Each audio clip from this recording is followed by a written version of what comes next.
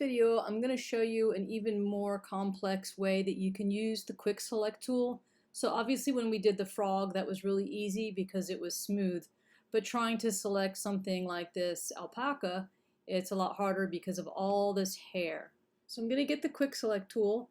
I'm going to make it on plus, make sure that the brush size, the hardness is 100, and I'm going to have the brush size around 30. Now when we did the frog, we selected the black background. I'm also going to show you that you can just select the object either. We won't have to do the select inverse on this since we're going to go directly to selecting the alpaca. So go ahead and drag the brush over this furry little guy here. And you're going to notice you're not going to be able to get all those little hairs. Do not even try to right now. Just try to select as much as you can that's not getting into the yellow area, because I'm going to show you how to fix that. So we're going to go along and select most of it, not going to get too close to the edge. Alright, so that's a pretty good selection. I have pretty much the whole alpaca except for all these little hairs that are sticking out. If you accidentally click over here and you get some of that yellow area, you can go back up here to the minus and click back in there to take away some of that selection. If you want to add a little bit more, you can get the plus brush and come in here and get more. But anyway, that's enough of that. I want to show you the real magic between the quick select on the quick select tool. If you go up to the very top, it says select and mask. Okay, what I want you to do is we're going to enter in the select and mask mode to make our selection even better. So let's say click on that. Now I have mine already set up. When you first click yours, it might look a little bit different. I'm going to show you this thing under the properties panel, what you can do. When you first open yours up, it might look something like this, onion skin. It could be marching ants, which is the little dotted lines that go around there. That's what a regular selection looks like, but it's hard to see what you have selected that way. Anyway, there's all these different options. I'm going to tell you guys to put it on overlay.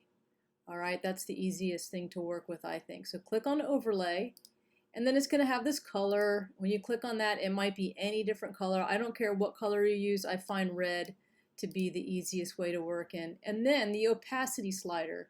Notice how if I have it all the way up to 100, I see exactly what I have selected, but it doesn't show me where all these other little hairs are. If I have the opacity all the way down, I can't even see what's 70s. I'm going to put it right here at 75. That way I can see pretty much what I have selected, but I can see that there's some other things that I need to work on. So what this red is, it's a mask. A mask means it's covering something up. Alright, so after you get this part set up right here, don't worry about everything that's below it. Go over here to the left-hand side and see that there's these different tools. The very top one is the selection tool that you use to get in here. So it lets the computer do the guessing on where the lines are. But what we want to do this time is go to the second brush called the Refine Edge brush. This is the brush that you want to use to get something that's fuzzy like this alpaca, or maybe if it was a tree with leaves, something that's really hard to get the edges of. Use the Refine Edge tool, okay? So I'm going to keep my brush on positive, and I'm going to, I guess 25 is still a good size brush. It's on hard brush 25. I'm going to leave it on that. And what I want to do with this tool is go around the edges of where those hairs are. Do not drag it way down here in the fur, otherwise you're going to select things you don't want. Don't select way out here. Just go around wherever there's fur and just brush this in, and you'll see that it's starting to select those pieces of hair that were out there. So just keep brushing all around the edge of all the hairs.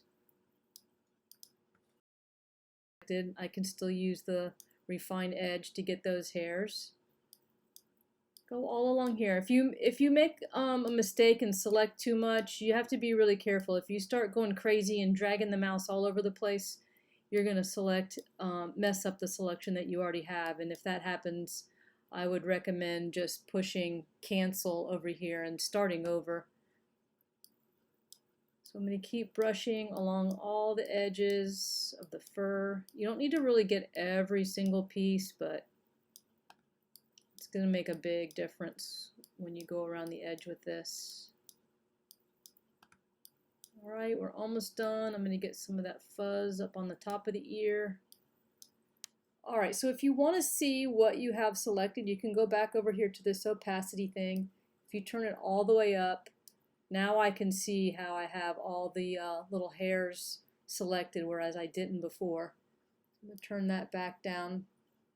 Alright, so once you have the selection that you want and you want to get out of this mode, go down here where it says output.